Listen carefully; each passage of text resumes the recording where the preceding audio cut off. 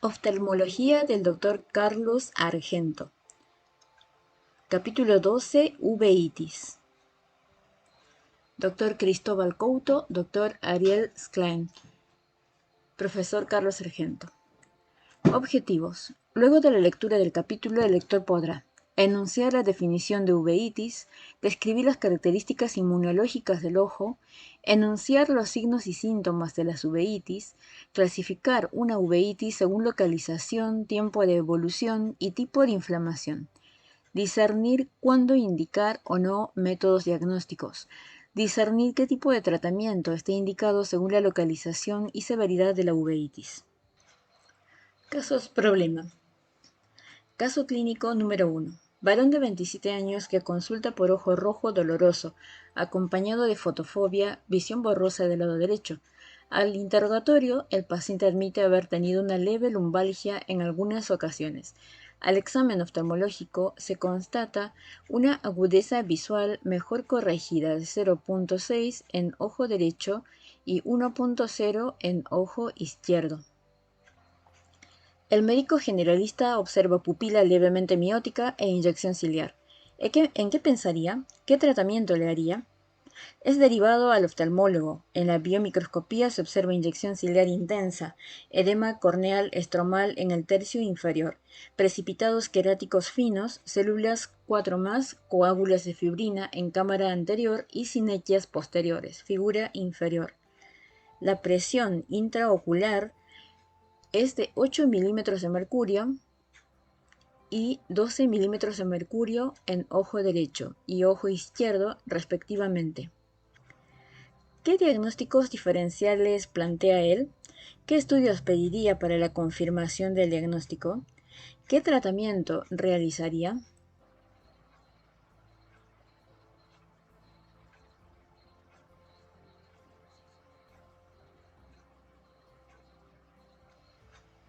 Caso clínico número 2. Mujer de 20 años que comienza con miodesopsias en ojo izquierdo de 10 días de evolución, seguida de una disminución de la agudeza visual hace 2 días, con dolor y fotofobia de 24 horas de evolución. El único dato relevante es que su madre, con quien convive, padeció una tuberculosis. Al examen básico oftalmológico se detecta una agudeza visual con estenopeico de 1.0 y 0.5 en ojo derecho y ojo izquierdo respectivamente. El reflejo rojo del ojo izquierdo es tenue y usted no puede ver el fondo de ojo. Lo deriva al oftalmólogo, quien en la biomicroscopía observa en ojo izquierdo una inyección ciliar leve, precipitados queráticos granulomatosos, células 3+, FLAIR 2+, y acúmulos de células en el vítreo. La presión intraocular es de 12 milímetros de mercurio y 24 milímetros de mercurio en ojo derecho y ojo izquierdo respectivamente. A la oftalmoscopía indirecta se observa un haz vítreo moderado 2+, y una lesión blanquecina de bordes irregulares y discretos, de 1,5 áreas de papila. En el cuadrante temporal inferior, adyacente a una cicatriz retinocoroidea, figura debajo. ¿Qué diagnósticos diferenciales plantea este cuadro? ¿Qué estudios pediría para apoyar o descartar dichos diagnósticos? ¿Qué tratamiento realizaría? Podemos definir a la uveitis como la inflamación de cualquier componente interno del globo ocular. Las uveitis comprenden una gran variedad de entidades clínicas que en su conjunto son de gran impacto para la salud visual de nuestra sociedad. Debemos recordar que las complicaciones derivadas de aquellas, tales como la catarata, glaucoma, desprendimiento de retina y otras, constituyen el 10% de todas las cegueras. Pueden afectar cualquier estructura interna del ojo, sea la coroides, la retina con sus vasos, la cabeza del nervio óptico, el cuerpo ciliar o el iris. Características inmunológicas del ojo. Para poder entender los procesos inmunológicos que median en la inflamación intraocular, deberemos repasar las características del ojo que influyen en estas respuestas. La ausencia de drenaje linfático elimina una de las principales vías de llegada del sistema inmunológico al ojo.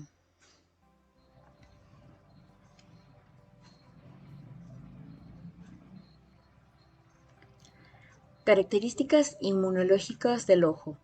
Para poder entender los procesos inmunológicos que median en la inflamación intraocular, deberemos repasar las características del ojo que influyen en estas respuestas.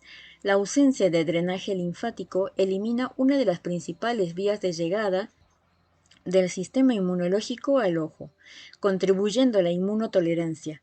La desviación de la inmunidad asociada a la cámara anterior es un mecanismo que favorece la respuesta inmune humoral por sobre la celular. Esta última es la que produce más daño a las estructuras tisulares.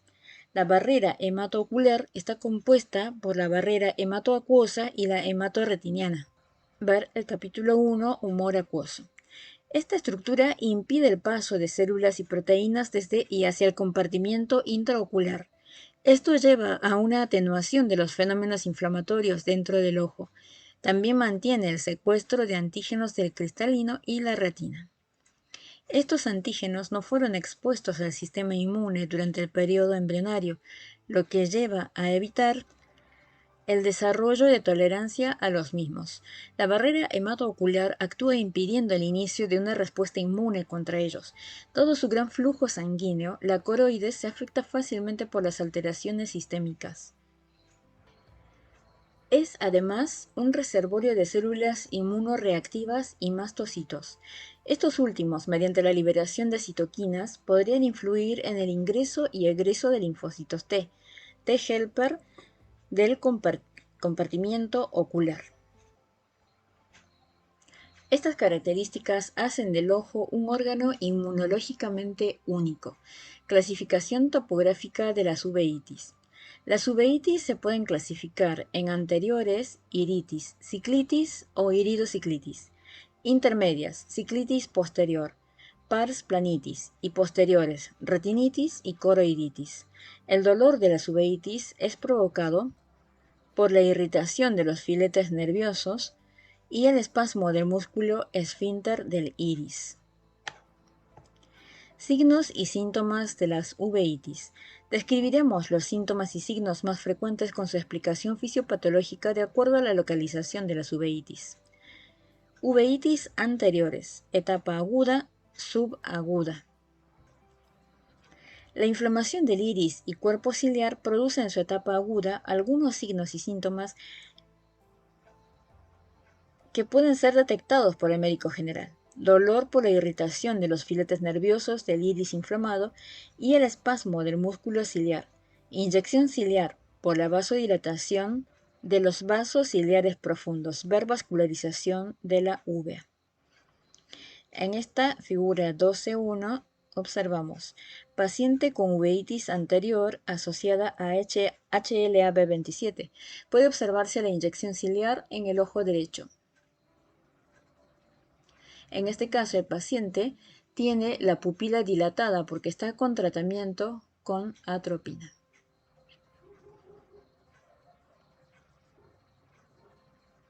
Esta está dilatada. Miosis por el espasmo del músculo constrictor de la pupila que prevalece al dilatador. Disminución de la visión, debido en general a la exudación, proteínas y células que se producen en la cámara anterior por la rotura de la barrera hematoocular. Nota clínica. Una inyección ciliar o profunda con dolor, miosis y disminución de la visión es altamente sospechosa de uveitis. La exudación en la cámara anterior produce, como dijimos anteriormente, acumulación de proteínas y células. Esto produce una turbidez de la cámara anterior que el médico clínico podrá observar con la iluminación oblicua. El oftalmólogo con la lámpara de hendidura podrá ver este fenómeno mucho más claramente. La cámara anterior es ópticamente vacía, es decir, cuando la luz la atraviesa no se refleja ni refracta, por lo tanto se ve oscura. Si existen proteínas o células, estas reflejan y refractan la luz, por lo que este espacio se transforma en ópticamente ocupado. Es decir, se ve el haz de luz, flare, figura 12.2, o se observan partículas células. Este fenómeno, que se denomina efecto Tyndall, es similar al que se produce cuando entra un rayo de luz en una habitación y hay partículas de polvo en suspensión. En la figura 12.2 se observa el haz de luz en la cámara anterior, producto de la presencia de proteínas en la cámara anterior, flare, flecha. En este periodo de exudación, las células se pueden acumular en el endotelio corneal. Son los denominados precipitados retroqueráticos, PQs. Semiológicamente es muy importante evaluar la distribución, el color y el tamaño de los precipitados. En general, se suelen ubicar en un área triangular de la córnea inferior denominado triángulo de Arlt. Pueden depositarse en algunos casos de manera difusa, como en la iridociclitis heterocrómica de Fuchs, figura 12.3, o en la uveitis intermedia. En esta figura 12.3 se muestran los precipitados retroqueráticos pequeños en una uveitis heterocrómica de Fuchs, flecha. La localización puede ser también focal, como en las queratouveitis herpéticas, donde se localizan detrás de la lesión corneal. Los PQs de color blanquecino son de reciente aparición. Los pigmentados son antiguos. En cuanto al tamaño, pueden ser finos o gruesos, de color blanquecino y con tendencia a coalescer, denominándose a estos últimos precipitados en grasa de carnero, figura 12.4. Los primeros se dan en las uveitis no granulomatosas, por ejemplo, uveitis asociada a HLA-B27, y los últimos en las granulomatosas, por ejemplo, sarcoidosis. Esta figura 12.4 muestra los precipitados en grasa de carnero.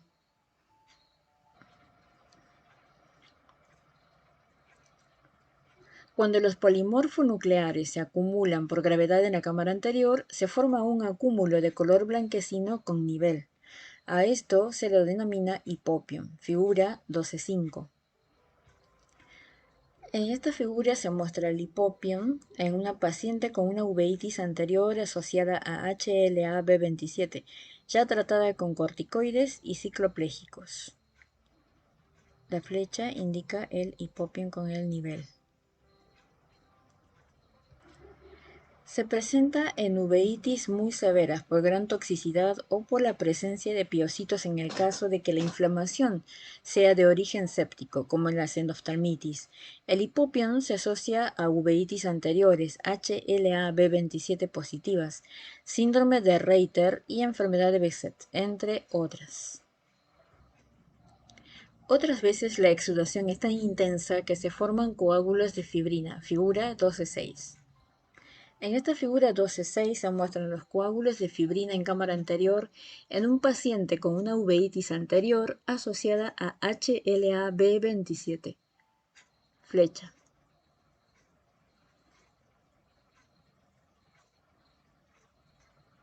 Cuando la inflamación del iris se hace más crónica, aparecen nódulos en el tejido iridiano.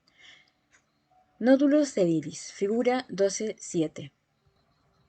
En la figura 12.7 se muestran los nódulos de Coepe y de Busacca en un paciente con un síndrome de Fuchs.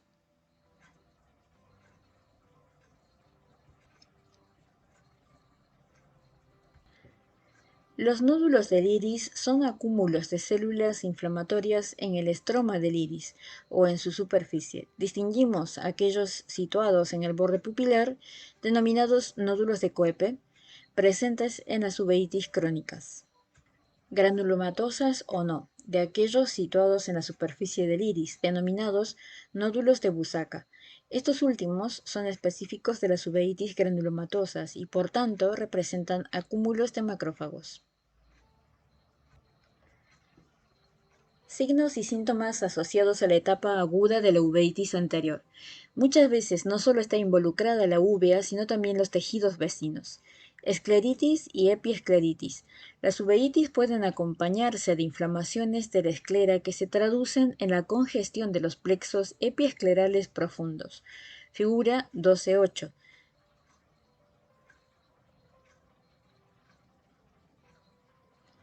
En la figura 12.8 se muestra la epiescleritis difusa. Se destaca el compromiso de los vasos del plexo epiescleral superficial.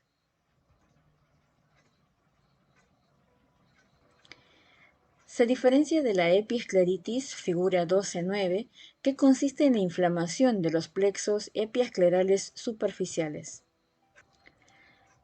En esta figura 12.9 se muestra la escleritis nodular temporal inferior en ojo derecho.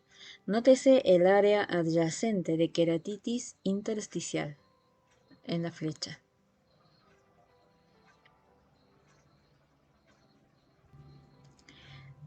Se puede diagnosticar por la prueba de la fenilefrina. Esta consiste en la instilación de fenilefrina al 10% en el ojo afectado, esperándose luego 5 minutos. Si la congestión se mantiene, estamos frente a una escleritis. Si desaparece, estamos frente a una epiescleritis. La importancia en diferenciar una de la otra está en el hecho de que las escleritis se asocian en más del 50% de los casos con enfermedades sistémicas, principalmente colágenopatías y vasculitis. En el caso de las epiescleritis, esta asociación es menor, alrededor del 8%. La córnea puede estar afectada, como se observa en la queratouveitis herpética, figura 12.10. En la figura 12.10 se muestra una queratouveitis herpética. Pueden observarse el edema epitelial y estromal corneal y en la superficie posterior los precipitados queráticos asociados al compromiso corneal. Uveitis anteriores, etapa crónica reparadora. Luego de pasar por la etapa exudativa, las uveitis anteriores pasan en grado variable a una etapa cicatrizal. Algunas pueden pasar sin dejar ninguna secuela.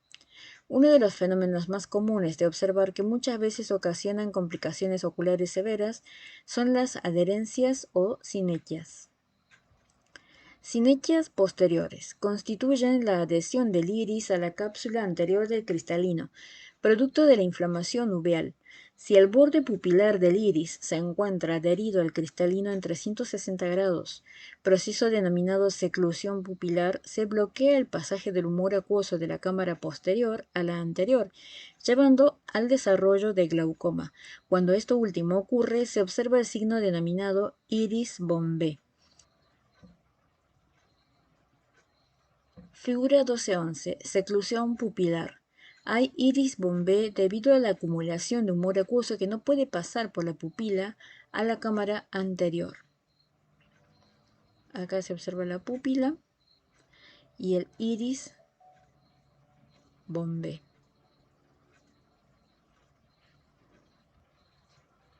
Cuando la pupila se ocluye totalmente con una membrana, el cuadro se denomina oclusión pupilar.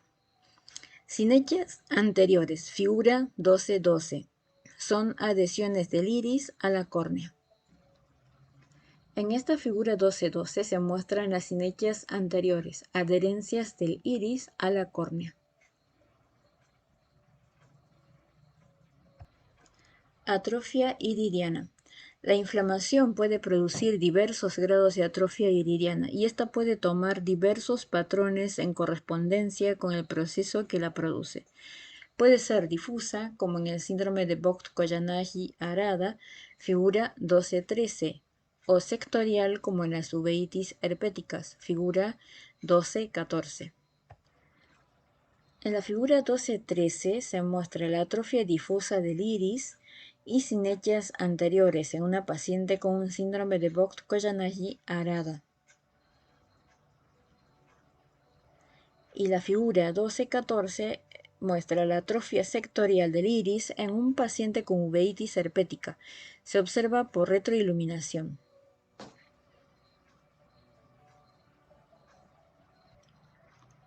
La atrofia iridiana se traduce en cambios de la coloración del iris, en la pérdida de las anfractuosidades, es decir, las criptas iridianas.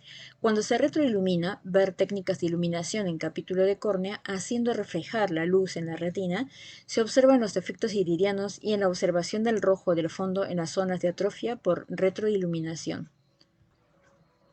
La atrofia iridiana se traduce en cambios de la coloración del iris, en la pérdida de las anfractuosidades, es decir, las criptas iridianas. Cuando se retroilumina, ver técnicas de iluminación en capítulo de córnea, haciendo reflejar la luz en la retina. Se observan los defectos iridianos y en la observación del rojo del fondo en las zonas de atrofia por retroiluminación. Cristalino. Como consecuencia de la inflamación crónica en algunos tipos de uveitis o del tratamiento con corticoides, se pueden generar cataratas del tipo de las subcapsulares posteriores, figura 12.15. En la figura 12.15 se muestra catarata subcapsular posterior en un paciente con síndrome de Fuchs, imagen biomicroscópica con hendidura. Uveitis posteriores. La inflamación aguda de retina y coroides produce síntomas variables de acuerdo a su localización. En general, existe exudación al vitrio. El paciente lo manifiesta en un periodo agudo como moscas volantes. La disminución de la visión tendrá básicamente en este periodo de la inflamación dos mecanismos, la turbidez vítrea y la destrucción de las células fotorreceptoras. Este mecanismo tendrá distinta repercusión según la ubicación de la lesión. Las lesiones ubicadas en la región macular provocarán gran disminución visual. En la etapa de reparación se observarán cicatrices en el fondo de ojo, zonas blancas, muchas veces con borde hiperpigmentado. Oftalmoscópicamente podremos observar retinitis, caracterizada por edema y necrosis de la retina. Toma un color blanco grisáceo o blanco amarillento. Puede ser focal como en la toxoplasmosis, figura 12.16, difusa como en la necrosis retinal aguda bilateral, o multifocal y confluente como en la retinitis por citomegalovirus, figuras 17, 18, 19 y 20. Puede ser interna si opaca el trayecto de los vasos o externa si los vasos quedan intactos. En algunos casos puede acompañarse de inflamación de la coroides como en la retinocoroiditis por toxoplasma. En la figura 12.16 se muestra el toxoplasmosis ocular. Puede observarse un área de retinitis focal, satélite a una cicatriz retinocoroidea. En la figura 12.17, necrosis retinal aguda. Se puede observar un área extensa de compromiso retinal asociado a una vasculitis severa.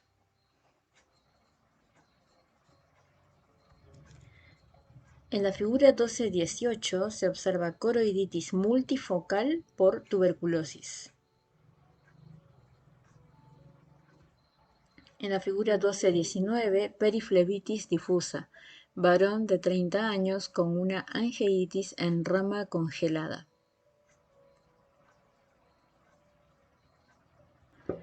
En la figura 12.20 se muestra la enfermedad de Behçet, retinofluoresceinografía. Se puede observar una papilitis, difusión peripapilar de colorante y un marcado edema macular cistoideo. Imagen de acumulación del colorante en los quistes formados en la capa plexiforme externa de la retina. Ver capítulo Bases anatómicas y fisiológicas. Coroiditis, figura 12.21.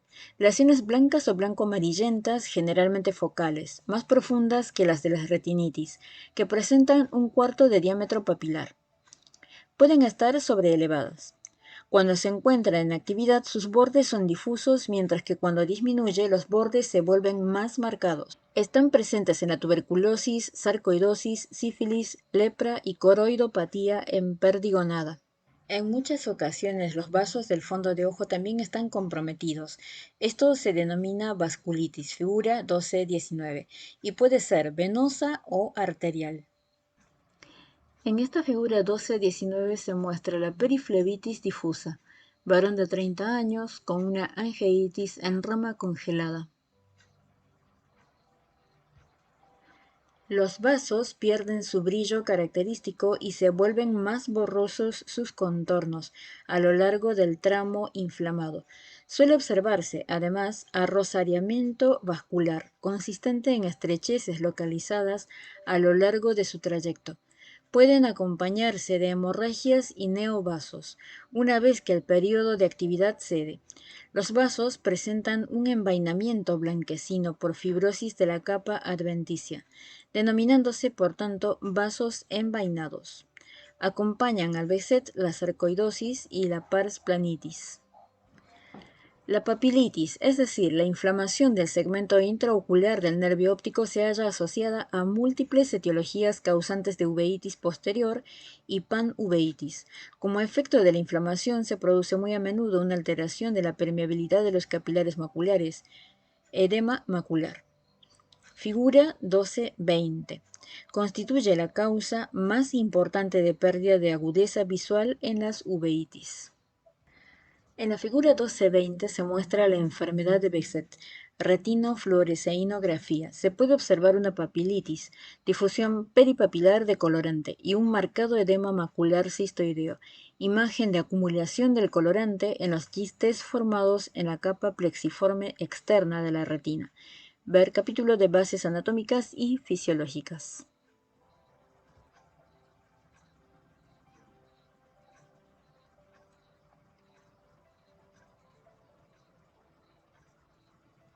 Uveitis intermedia.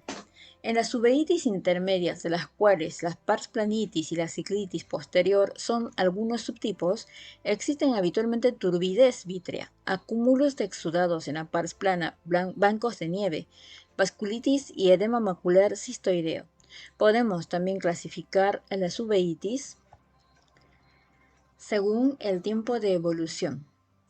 Podrán ser agudas o crónicas. Agudas de menos de 3 meses de duración, por ejemplo HLA-B27, crónicas de más de 3 meses de duración, por ejemplo ARG, artritis reumatoidea juvenil. Según el tipo de inflamación podrán ser granulomatosas, predominantemente difusas. Pueden presentar precipitados queráticos en grasa de carnero, nódulos de Busaca, nódulos inflamatorios del iris, coroiditis, por ejemplo, sarcoidosis. No granulomatosas. Su ubicación es anterior, presentando precipitados queráticos finos. Como ejemplo típico podemos mencionar a la uveitis asociada al HLA-B27. Resumen de los síntomas de acuerdo a localización y etiologías. El dolor y la fotofobia son síntomas característicos de las inflamaciones del segmento anterior. Se producen principalmente por un espasmo del músculo ciliar, la visión borrosa y la disminución de la agudeza visual.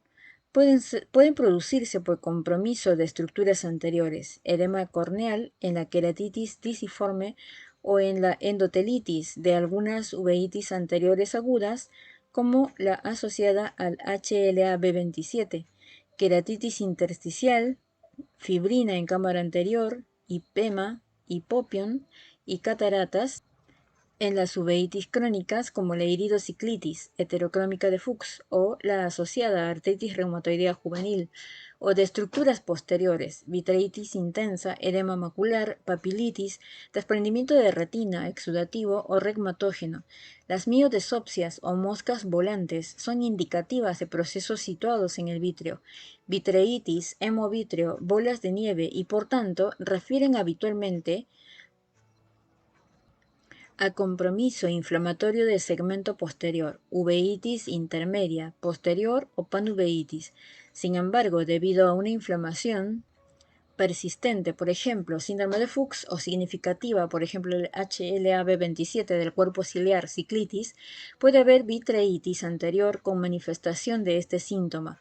Los escotomas, es decir, un área determinada de disminución de la sensibilidad del campo visual, se hallan exclusivamente en las afecciones del segmento posterior o de la vía óptica y refieren a compromisos de la retina, retinitis, o patología que compromete la retina externa, coroiditis serpiginosa, epiteliopatía pigmentaria placoidea multifocal posterior aguda, la cabeza del nervio óptico, papilitis, edema de papila crónico, glaucoma, o lesiones en la vía óptica que acompañen a una uveitis, por ejemplo, esclerosis múltiple, neurosarcoidosis, neuro-Behçet, la discromatopsia o alteración de la visión de los colores. Puede acompañar a algunas uveitis crónicas, tal como la retinocoroidopatía emperdigonada. Las fotopsias o visión de luces acompañan a algunas uveitis posteriores como la coroiditis multifocal, el síndrome de múltiples puntos blancos evanescentes y epiteliopatía pigmentaria placoidea multifocal posterior aguda, pero también, y por ello, es síntoma de alarma. Puede estar informando sobre tracciones en la retina. Debido a esto, en ciertas enfermedades donde hay mayor riesgo de desprendimiento de retina, reumatógeno, necrosis retinal aguda, pars planitis, toxoplasmosis ocular en inmunodeficientes, retinitis por citomegalovirus, nos vemos obligados a estudiar minuciosamente el fondo de ojo en busca de signos predisponentes a esta condición. Métodos diagnósticos. Es fundamental destacar que la gran mayoría de los diagnósticos en uveitis son clínicos. Por tanto, un buen interrogatorio y examen físico constituyen el pilar fundamental en las uveitis. Su estudio requiere una investigación minuciosa de la enfermedad actual. La historia familiar, búsqueda de antecedentes infectológicos, es decir, nociones de focos positivos, una adecuada revisión de antecedentes patológicos previos y una extensa revisión de sistemas. El uso de métodos diagnósticos se realizará orientado por la información obtenida de la clínica. Normalmente, por ejemplo, una uveitis anterior aguda unilateral, primer episodio, no requiere exámenes de laboratorio, pero si esta uveitis se repite, uno debe pensar que el 50% son uveitis asociadas a HLA-B27. Por ello, en esos casos debemos pedir un HLA-B27. En caso de que dicho estudio fuera negativo, podemos pensar en una uveitis anterior idiopática. ¿Cuándo usar métodos complementarios en uveitis? En uveitis anteriores recurrentes, en las intermedias, posteriores o difusas, es decir, anterior y posterior combinadas. Uveitis que respondan mal a la terapéutica local. Uveitis que no se puedan asociar a otra entidad sistémica, cuando la uveitis comprometa seriamente la visión. Los estudios complementarios se deberán seleccionar de acuerdo al criterio clínico. Ver el gráfico siguiente, que es una copia de los exámenes complementarios posibles en el estudio de la uveitis. Tratamiento inespecífico de las uveitis. Las metas del tratamiento de las uveitis apuntan al alivio de los síntomas, dolor, fotofobia y a la reducción de la inflamación ocular a fin de mejorar o preservar la visión. Siempre debe considerarse, dado que la medicación no es inocua, el riesgo-beneficio para cada paciente.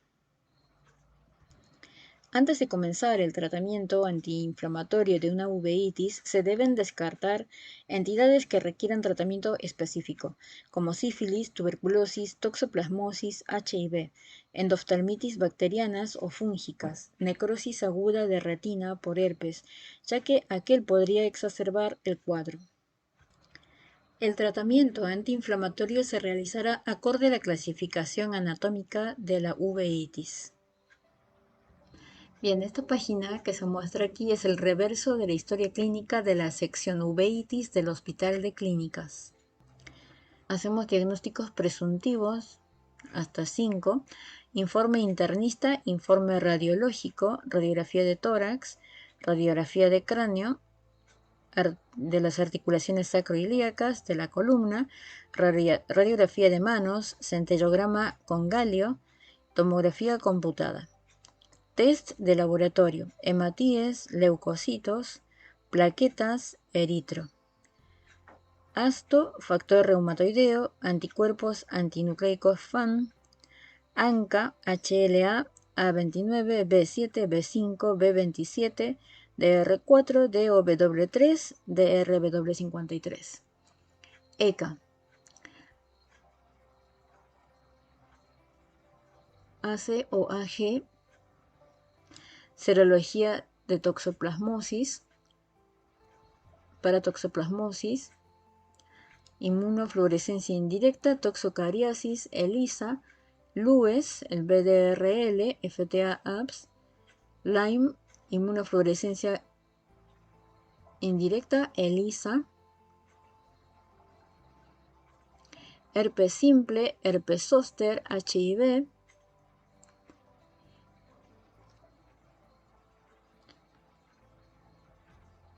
se hace coprocultivo.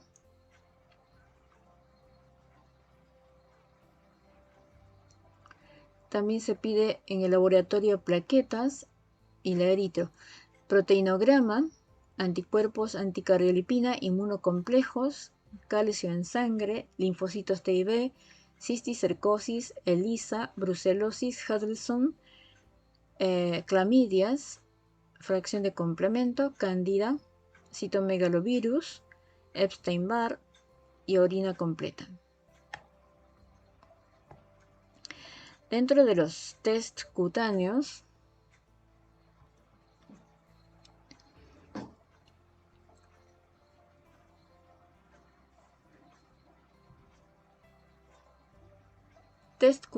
que se hacen: anergia, histoplasmina, PPD, besetina, muestras intraoculares de humor acuoso, humor vítreo, exámenes auxiliares, retinofluoresceínografía, ecografía, test de Lotmar, ojo derecho, ojo izquierdo, campo visual, electroretinografía, EOG, otros tests: biopsia de conjuntiva, punción lumbar, biopsia de glándula lagrimal.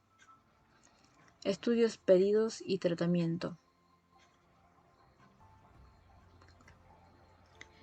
Corticosteroides. En forma tópica se utiliza comúnmente la prednisolona al 1% en forma de acetato por su mayor penetración intraocular. Dado que es una suspensión, requiere agitarse antes de instilarse. Su uso es solo para las uveitis anteriores, ya que los corticoides en forma tópica no penetran al segmento posterior en ojos con un diafragma irido cristaliniano intacto. Por ello, en caso de uveitis posterior o intermedia, se podrán administrar de forma sistémica o perivulvar. Los corticoides sistémicos también se indican en casos de uveitis anterior que no responden al tratamiento tópico. La administración de corticoides perioculares se indica en el caso de una afección posterior unilateral. Los pacientes que van a recibir corticoides sistémicos que presentan una PPD positiva o una historia previa de tuberculosis deberán ser tratados con isoniazida profiláctica para prevenir la reactivación y o diseminación de la enfermedad.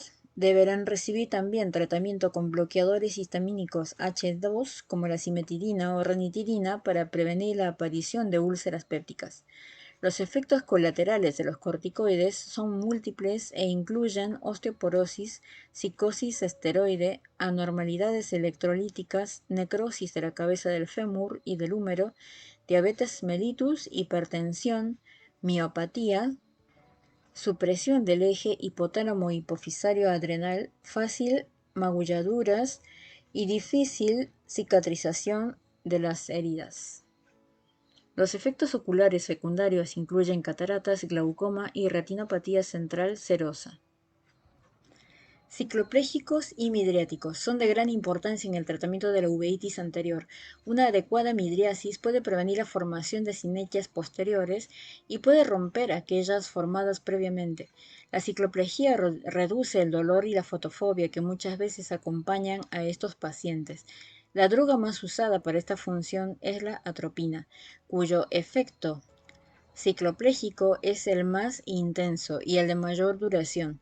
Para la ruptura de las sinequias es común la utilización de una combinación de tropicamida 0,5%, un antimuscarínico semisintético con rápida e intensa acción midriática, con fenilefrina al 5%, un midriático simpático mimético alfa 1 agonista. Ver capítulo de farmacología ocular. Ciclosporina. El uso de la ciclosporina está indicado en uveitis bilateral de origen no infeccioso, en pacientes resistentes a corticoides o incapaces de tolerar terapia corticoidea sistémica a dosis moderadas de 30 miligramos diarios.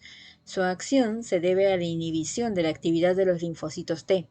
Dada la toxicidad renal en relación a la dosis ingerida y a su reversibilidad, es importante monitorear tanto la función renal como la concentración de la droga en sangre.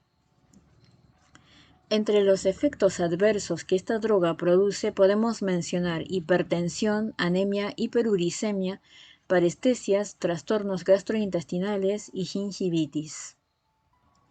Agentes citotóxicos. Debido al bajo índice terapéutico y efectos colaterales de estas drogas, su uso se limita a aquellos pacientes que no responden a la terapia cortisónica o a aquellos pacientes que tienen efectos adversos debido a los corticoides.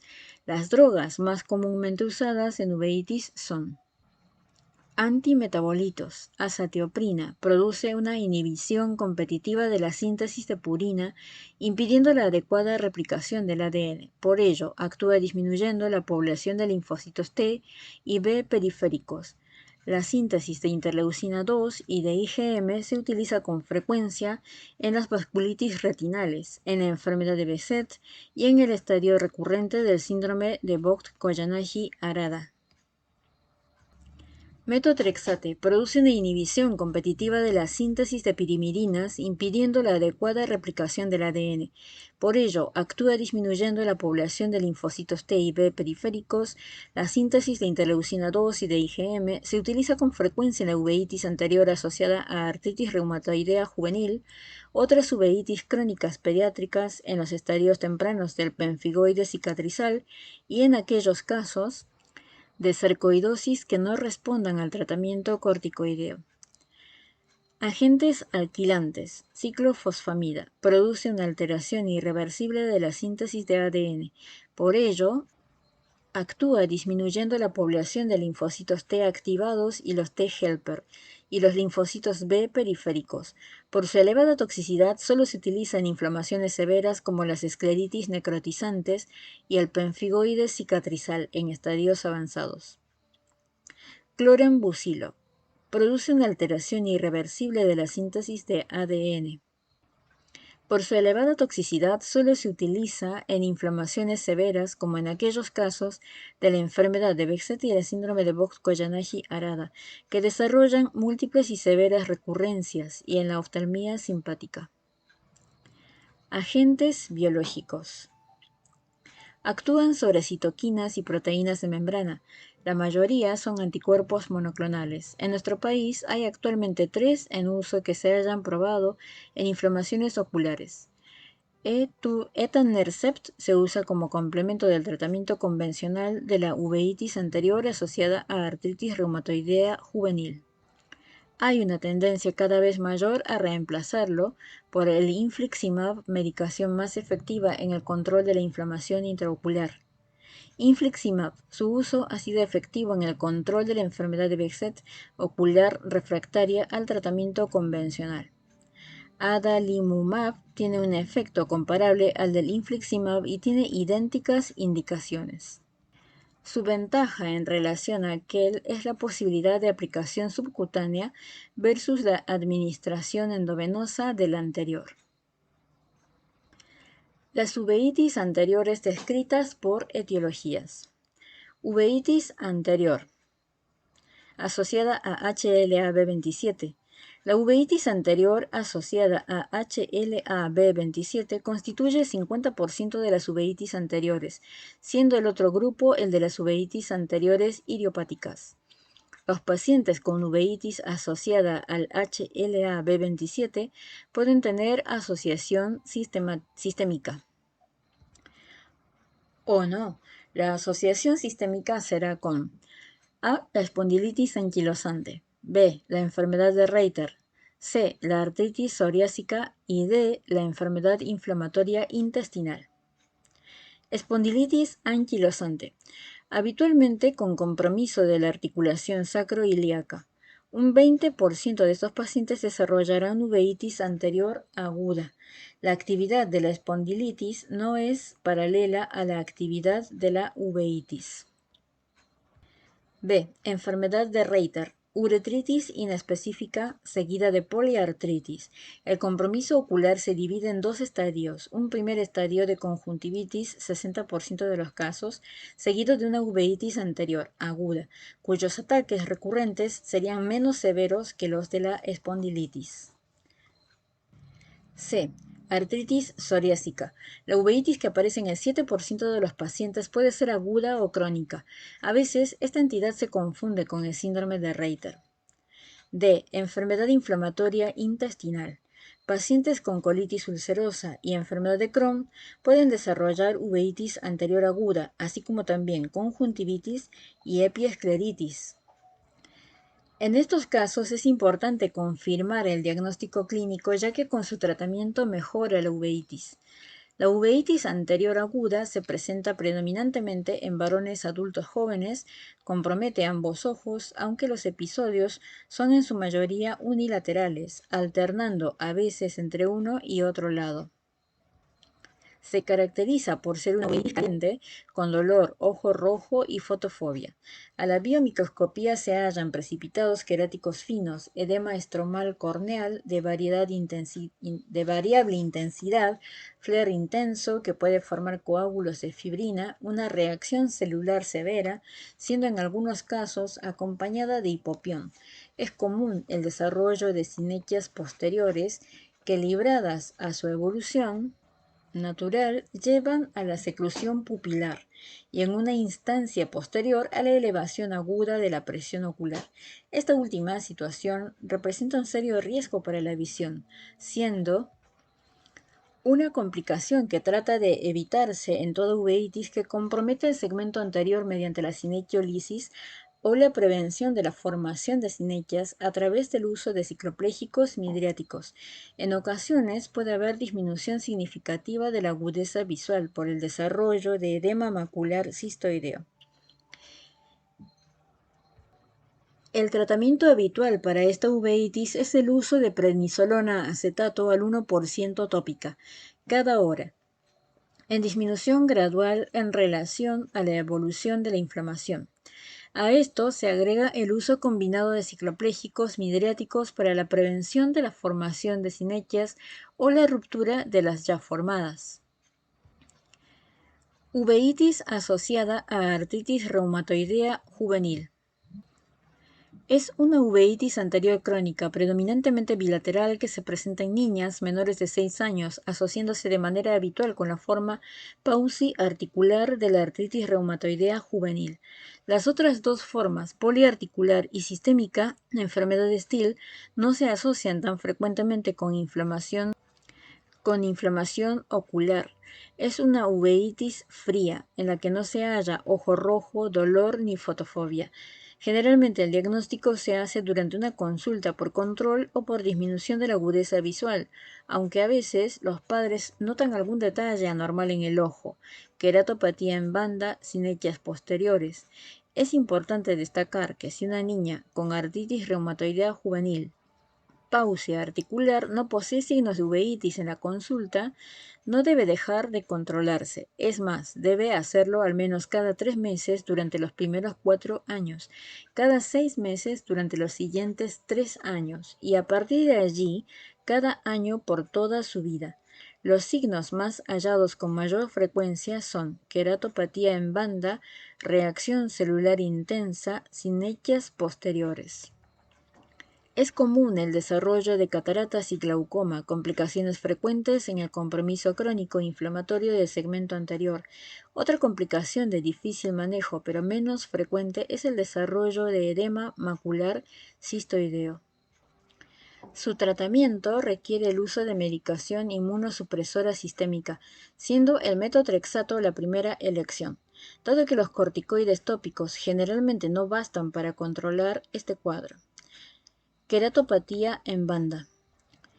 Consiste en el depósito de cristales de oxalato de calcio en la capa de Bowman. Se presenta como una opacificación corneal blanquecina periférica localizada por lo general en horas 9 y 3, que puede avanzar hacia el centro y deja córnea sana en el limbo. Se observa con preferencia en las uveitis crónicas en niños como la asociada a artritis reumatoidea juvenil y la pars planitis. Figura 12.22. Queratopatía en banda en una paciente con uveitis anterior asociada a artritis reumatoidea juvenil.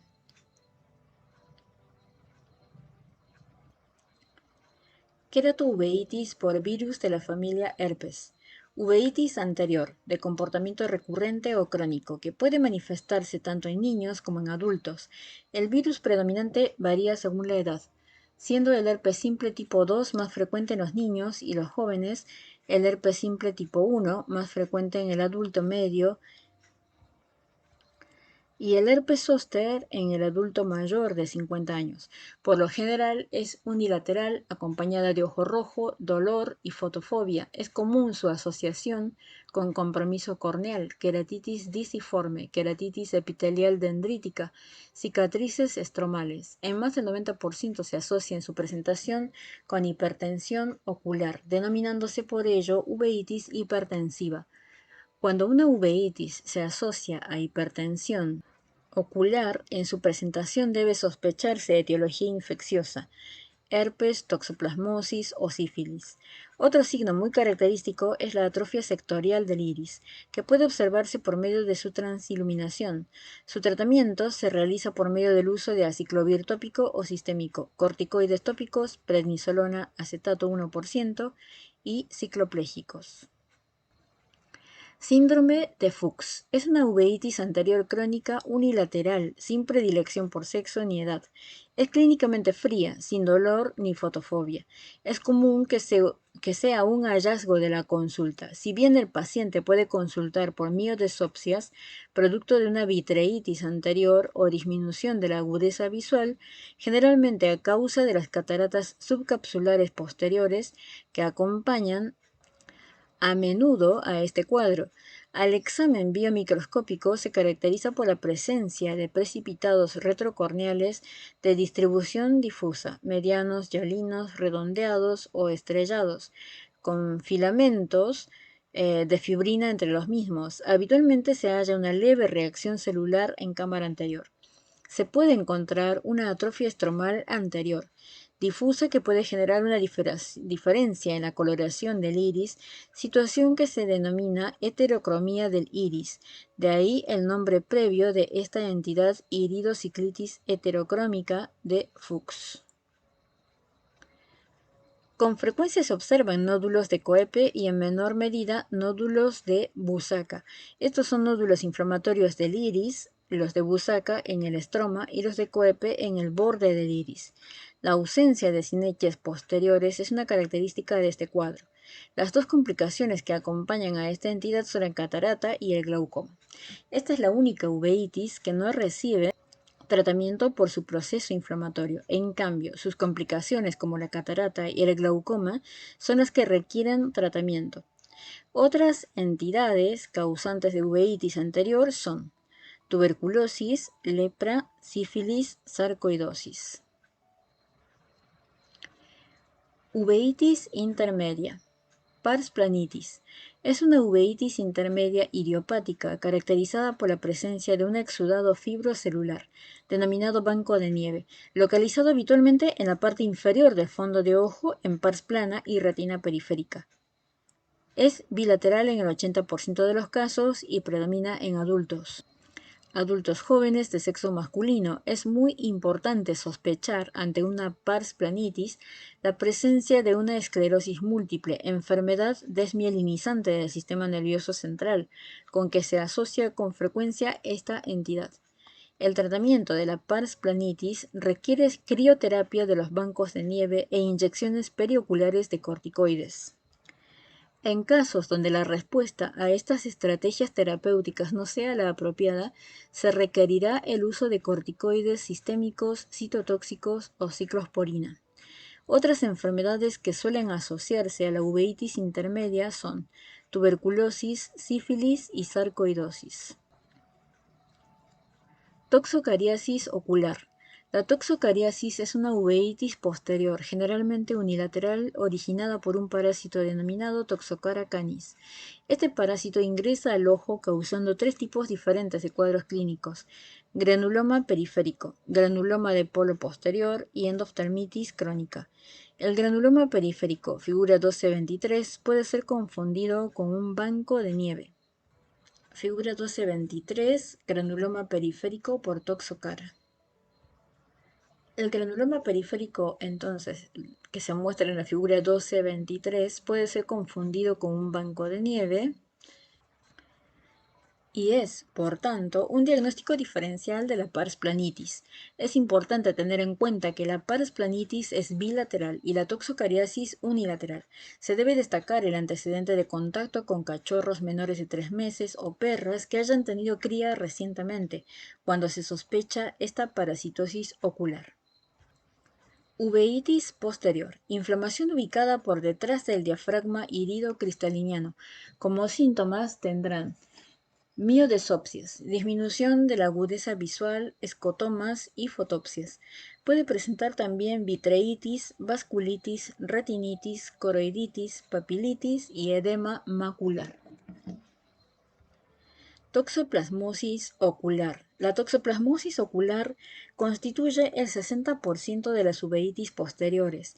Es más frecuente en adultos jóvenes. Se caracteriza por ser una retinitis focal autolimitada con un comportamiento recurrente. Es originada por un parásito protozoo del orden de los coccidios denominado Toxoplasma gondii.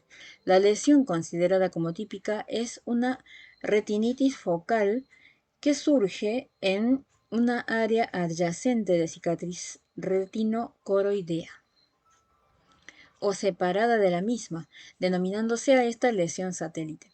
En contraposición, las lesiones atípicas son aquellas que no están asociadas a cicatriz, primarias, multifocales, extensas o bilaterales. Las lesiones atípicas representan algún grado de inmunodeficiencia y por ello deben revisarse los antecedentes generales del paciente.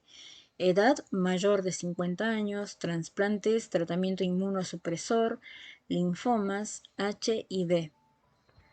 Es común que la lesión de retinitis se asocie a una vitreitis localizada de mayor o menor severidad. Cuando hay compromiso anterior, generalmente en pacientes añosos y por rebasamiento de la inflamación del segmento posterior, puede observarse una uveitis anterior granulomatosa o no, con hipertensión ocular. El diagnóstico es fundamentalmente clínico. La serología positiva para toxoplasmosis confirma el contacto con el parásito, pero no revela evidencia de actividad de la infección. La serología negativa solamente obliga a buscar otros diagnósticos cuando no se miden valores de anticuerpo antitoxoplasma siquiera en suero no diluido. El tratamiento de la toxoplasmosis consiste en el uso de pirimetamina, 50 miligramos el primer día y a partir de allí 25 miligramos por día, sulfadiazina 1 gramo cada 6 horas el primer día y luego 500 miligramos cada 6 horas. Ácido folínico 7,5 miligramos por día por medio, prednisona oral 0,51 miligramos por kilo día en disminución gradual. Se debe monitorear semanalmente los elementos figurados de la sangre para actuar precozmente sobre los efectos tóxicos de la medicación específica. Según qué estructura del segmento posterior se afecte, podemos destacar diversas entidades. Retinitis por citomegalovirus, infección ocular oportunista más frecuente en pacientes HIV positivos. Se caracteriza por una retinitis multifocal exudativa con vasculitis oclusiva que causa hemorragia retinal en el curso de la enfermedad. Debido al bajo recuento de CD4 menos de 50, el paciente no presenta células inflamatorias en el cuerpo vítreo. Vitreitis. Debido a que la mayoría de las lesiones pasarán inadvertidas hasta que no se comprometa el polo posterior, es mandatorio realizar un examen de la periferia de la retina en pacientes HIV positivos con recuento de CD4 menor a 50. El tratamiento se realiza con antivirales, ganciclovir, foscarnet, famvir, sistémicos y o intravítreos. En la figura 12-24 se observa una retinitis por citomegalovirus forma necrotizante.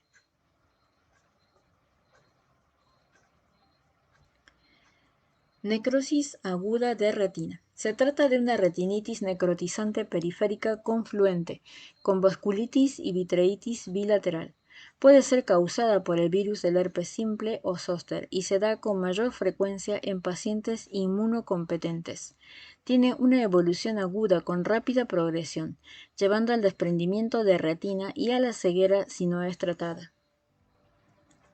El tratamiento se realiza con antivirales sistémicos, aciclovir endovenoso, más del 60% de estos pacientes presentan como complicación un desprendimiento de retina que debe resolverse mediante cirugía vitrectomía.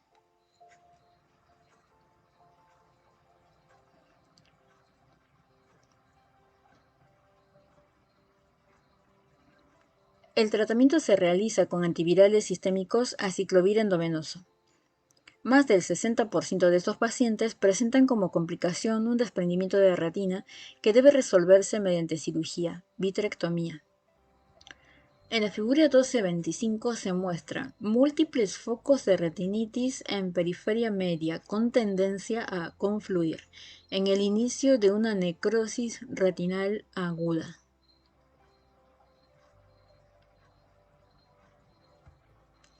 Sífilis ocular. La sífilis puede comprometer al ojo en cualquiera de sus 3 estadios y afectar a cualquier estructura ocular. Estadio primario. Se puede hallar en ocasiones en un chancro palpebral o conjuntival. Raramente da criocistitis aguda, queratitis estromal y uveitis anterior no granulomatosa. Estadio secundario. Puede hallarse periostitis y osteitis orbitaria, miositis, dacriadenitis, lesiones cutáneas palpebrales, rash maculopapular, blefaritis pustular o ulcerativa, madarosis y vitiligo palpebral. La conjuntivitis suele ser papilar o flictanular y puede verse epiescleritis o escleritis difusa o nodular. El compromiso corneal suele ser en forma infiltrados corneales marginales. La uveitis anterior puede ser granulomatosa o no granulomatosa.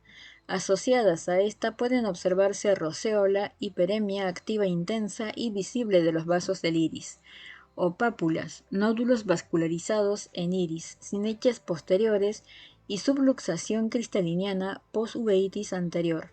La uveitis posterior puede presentarse en forma de coroiditis localizada o difusa o corioretinitis focal, multifocal o difusa.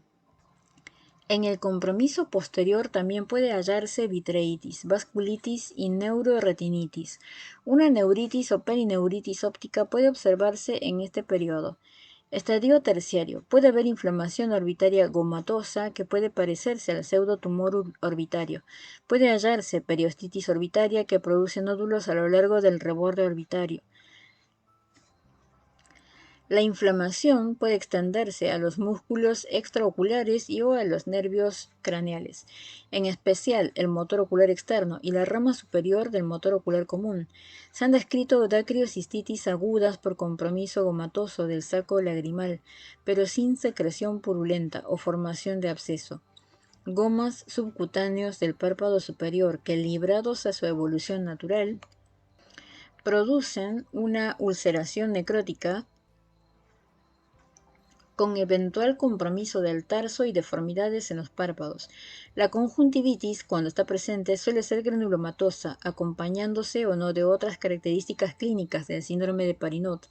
La queratitis intersticial de la sífilis adquirida en este periodo o el secundario suelen ser a menudo unilateral, en contraposición a la de la sífilis congénita que es predominantemente bilateral. Compromete cualquier capa de la córnea y se acompaña de uveitis anterior.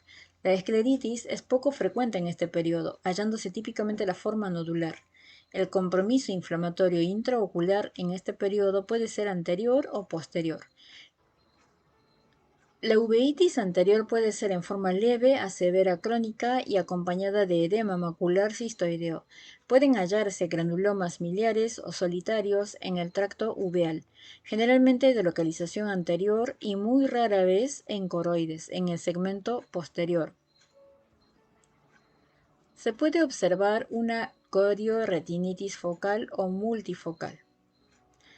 Sífilis congénita temprana. La periostitis orbitaria que se desarrolla en este periodo puede llevar a deformidades permanentes tales como hipertelorismo y un puente nasal aplanado.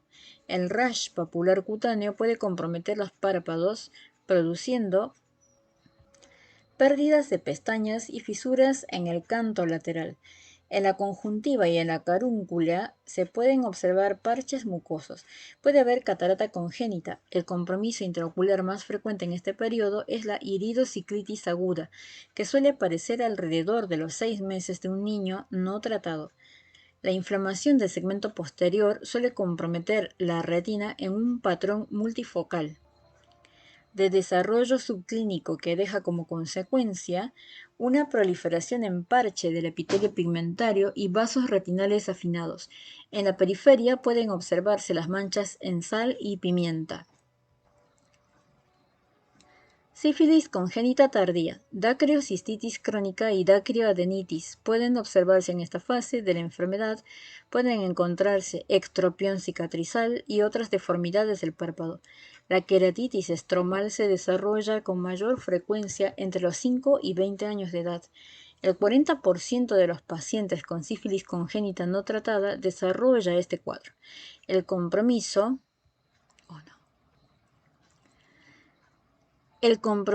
es habitualmente bilateral y abarca el estroma corneal profundo. Se desarrollan posteriormente neovasos en el estroma, superficiales y profundos, desde el limbo en disposición radial hacia el centro.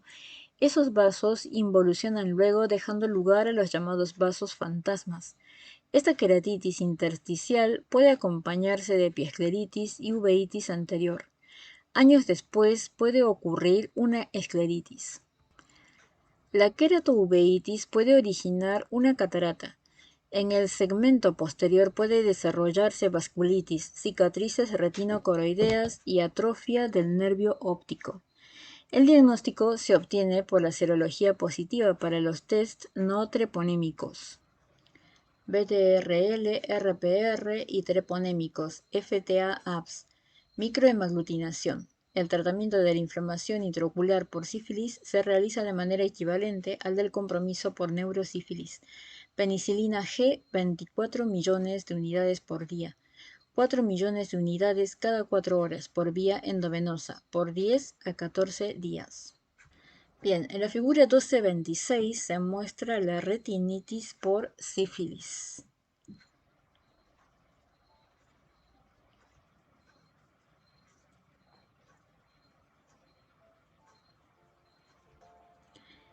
Enfermedades que afectan los vasos retinianos. Enfermedad de Behçet. Enfermedad multisistémica caracterizada por inflamación intraocular, úlceras orales, figura 12.27, y genitales, lesiones en piel, tromboflebitis y lesiones que comprometen otros órganos. Se manifiesta por episodios recurrentes de inflamación comprometiendo uno o más órganos. El diagnóstico se realiza con criterios mayores: úlceras orales y genitales, eritema nodoso e inflamación ocular. Y criterios menores: artritis, epididimitis, úlceras en región ileocecal y síntomas neurológicos y síntomas vasculares. Uveitis anterior con hipopión, vasculitis retinal, retinitis multifocal, papilitis y edema macular cistoideo son las manifestaciones oculares más frecuentes de esta entidad. Debido a su patogenia autoinmune y a su evolución crónica, el tratamiento será prolongado y con medicación inmunosupresora, citostáticos, inmunomoduladores. En la figura 12.27 se muestra la úlcera oral en un paciente con enfermedad de Behçet. Otras afecciones que pueden comprometer los vasos son sarcoidosis, sífilis, tuberculosis, coroidopatía emperdigonada, toxoplasmosis. En la coroides encontraremos afecciones como la coroidopatía emperdigonada, tuberculosis, coroiditis por cándida. El síndrome de Vogt-Koyanagi-Arada, enfermedad sistémica que afecta el ojo, piel, oído y meninges, de etiología desconocida y patogenia autoinmune. Afecta más a mujeres de edad media. Luego de un cuadro prodrómico de pseudomeningismo, cefaleas, mareos, rigidez de nuca, el paciente debuta con disminución de la agudeza visual bilateral, debida a un desprendimiento de retina exudativo y papilitis. acompañada de una uveitis anterior granulomatosa. Las manifestaciones auditivas se caracterizan por hipoacusia de altas frecuencias y acúfenos permanentes. Tras el periodo agudo de la enfermedad se desarrolla el periodo de convalecencia de la enfermedad, caracterizado por manifestaciones en piel, alopecia, poliosis y vitiligo. Ver la figura 12-28, y alteraciones de la pigmentación coroidea, Sunset Glow Fundus, figura 12-29. Los corticoides sistémicos son el principal instrumento terapéutico y debe ser precoz, agresivo y prolongado. En la figura 12-28 se muestra vitíligo en el síndrome de Vogt-Koyanagi-Arada.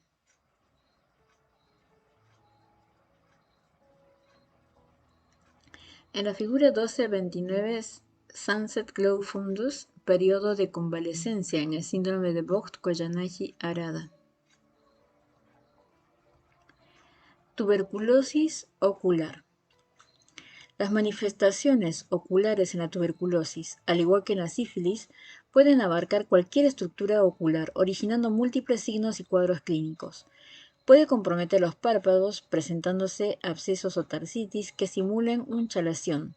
La conjuntivitis puede ser causada por infección primaria o diseminación contigua por lupus vulgaris facial, infección de los senos paranasales o por vía hematógena. La conjuntivitis puede ser ulcerada o nodular y formar parte de un síndrome de Parinot. Se puede desarrollar una queratoconjuntivitis flictenular. La queratitis intersticial y la escleritis pueden ser manifestaciones de compromiso por esta infección. Los procesos inflamatorios intraoculares que con mayor frecuencia se hallan son la uveitis anterior y la coroiditis multifocal. El compromiso anterior puede ser granulomatoso o no granulomatoso. La tuberculosis miliar puede generar coroiditis focal o multifocal. Los tubérculos coroideos pueden tener un diámetro de 0,3 a 4 milímetros, ubicándose habitualmente en polo posterior. Su color suele ser blanco, amarillento o grisáceo. Puede haber compromiso inflamatorio vascular a predominio venoso y neovascularización retinal. La endoftalmitis endógena por Mycobacterium tuberculosis es un proceso altamente destructivo que resulta de la invasión directa por el bacilo de las estructuras intraoculares. Puede hallarse compromiso orbitario como consecuencia de la diseminación hematógena. A consecuencia del compromiso del sistema nervioso central, pueden hallarse alteraciones de los nervios craneales, principalmente del sexto y en menor medida del tercer nervio craneal. El diagnóstico de la inflamación intraocular por tuberculosis es siempre difícil de realizar, debido a las pocas posibilidades de obtener muestras del bacilo de las estructuras afectadas. La PPD positiva confirma el contacto, pero de ninguna manera certifica que la inflamación activa intraocular sea por el bacilo. En el 17% de los casos de tuberculosis ocular, la PPD suele ser negativa. De manera que el tratamiento antituberculoso exitoso es el que confirma el diagnóstico etiológico. La tuberculosis debe ser tratada con múltiples drogas para evitar la resistencia a la terapia antibiótica. Es recomendable combinar 4 drogas: isoniazida, rifampicina, piracinamida y etambutol, por un periodo de al menos 6 meses, suspendiendo la piracinamida y el etambutol como mínimo a los 2 meses de tratamiento. Infección ocular por cándida. Para sospechar esta entidad es importante tener en cuenta los antecedentes del paciente: administración de infusiones endovenosas, tratamiento con antibióticos de amplio espectro, abuso de drogas endovenosas, hiperalimentación endovenosa, cáncer, diabetes, alcoholismo, enfermedades hepáticas, cirugías mayores, en especial gastrointestinales. Esta levadura suele invadir la coroides y en menor medida la retina, por vía hematógena, originando lesiones focales o multifocales de coroiditis o retinitis, a menudo con compromiso ocular bilateral. Estas lesiones son blanco-cremosas, redondas u ovales de 1/8 a 1/4 de diámetro. Una vitreitis de variable intensidad suele asociarse a aquellas.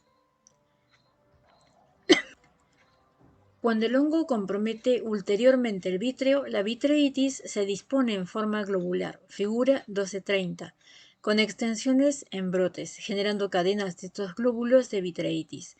Puede haber compromiso perivascular inflamatorio focal que acompaña el compromiso vítreo. Suelen asociarse a las lesiones retinocoroideas, hemorragias intrarretinales, que cuando rodean completamente a los focos inflamatorios, pueden dar el aspecto de manchas de Roth. En la figura 1230 se muestra la candidiasis ocular. Se puede observar la lesión focal de corioretinitis en el polo posterior y la vitreitis en disposición globular característica, cerca de dicha lesión.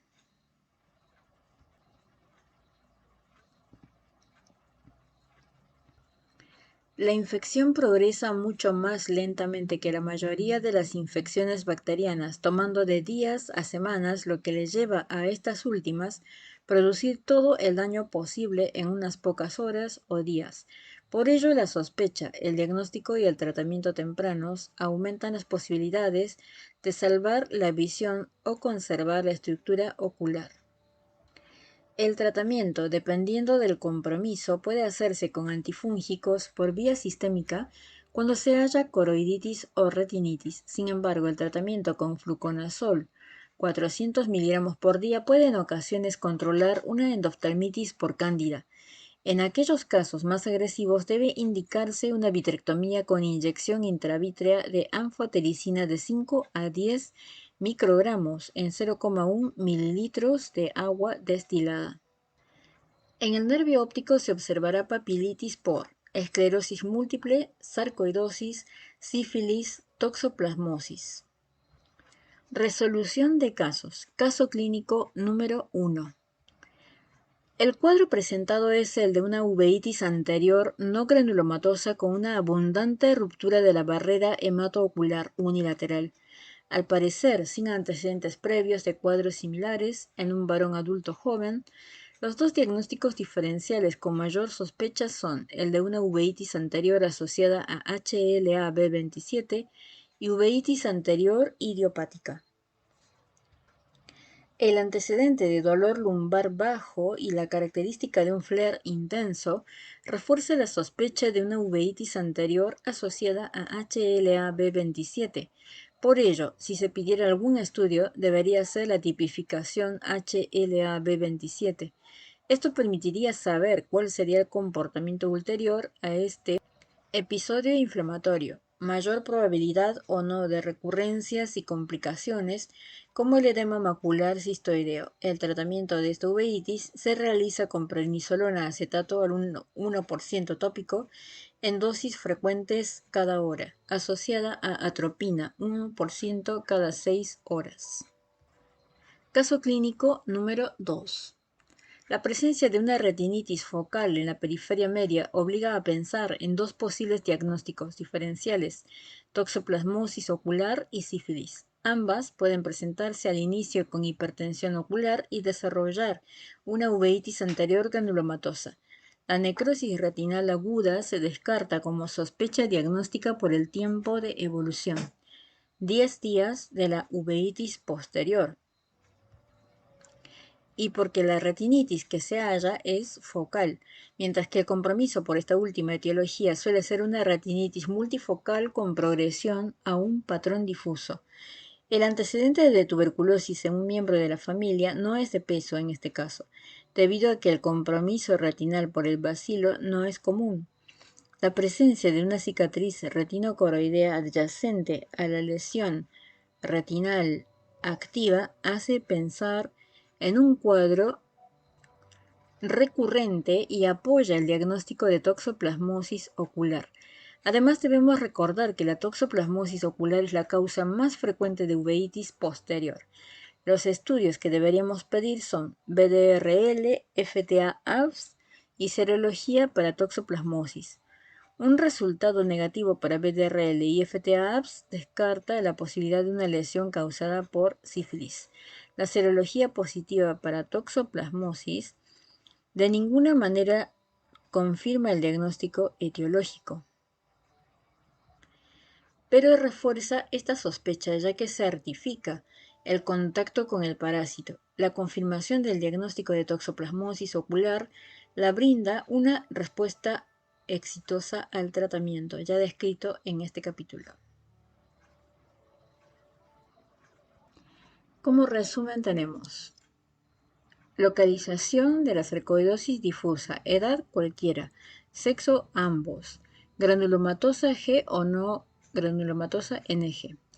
Sarcoidosis granulomatosa, aguda, subaguda, crónica, sí, es aguda, subaguda, crónica la sarcoidosis. La sarcoidosis presenta como síntomas dolor, ojo rojo, fotofobia, miodesopsias, pérdida de visión. Las manifestaciones clínicas asociadas son adenopatía iliar, eritema nodoso, linfadenopatía, neurosarcoidosis. Exámenes de laboratorio, ECA, radiografía de tórax, PPD, el tratamiento con corticoides tópicos, perioculares, sistémicos, inmunosupresores. La enfermedad de Behçet es difusa, de localización difusa, se da en adulto joven, masculino, no granulomatosa, es crónica. Síntomas: dolor, ojo rojo, miodesopsias, pérdida de la visión. Manifestaciones clínicas asociadas son aftas orales y genitales, eritema nodoso, tromboflebitis, artritis. Examen de laboratorio HLA-B51, el tratamiento con corticoides, ciclosporina, azatioprina, clorambucil, infliximab. Las uveitis asociadas al HLA-B27. De localización anterior. Se da en adultos jóvenes, masculinos, no es granulomatosa, suele ser aguda. Síntomas que presenta dolor, ojo rojo, fotofobia. Síntomas o clínica asociada: espondilitis, Reiter, psoriasis, enteropatías. Examen de laboratorio HLA-B27 positivo. Tratamiento: corticoides tópicos, perioculares, sistémicos. Uveitis asociada a la artritis reumatoidea juvenil. Es de localización anterior, se da en niños de sexo femenino, no granulomatosa y es crónica. Síntomas: no tiene síntomas y las manifestaciones clínicas asociadas son la artritis, pausi articular. Examen del laboratorio. FAM positivo. Tratamiento: corticoides, metotrexate, ciclosporina, infliximab. Pars planitis, de localización intermedia, edad niño, adulto joven, sexo ambos. Granulomatosa, no es granulomatosa. Es crónica, la pars planitis. Los síntomas que presenta son miodesopsias, visión borrosa, disminución de la visión. La clínica asociada: esclerosis múltiple, sarcoidosis, enfermedad reumática. Tratamiento: corticoides, criopexia, ciclosporina, vitrectomía. Y no figura ningún examen de laboratorio. La toxoplasmosis, de localización posterior, edad cualquiera, sexo ambos, es granulomatosa, la evolución es subaguda. Síntomas: miodesopsias, visión borrosa, disminución de la visión. Muy parecida a la pars planitis. Las manifestaciones clínicas asociadas son toxoplasmosis sistémica congénita o adquirida. Examen de laboratorio IFI para IgG e IgM. Tratamiento: pirimetamina, sulfadiazina, corticoides. Y así llegamos al final del capítulo 12 de uveitis, Dr. Carlos Argento.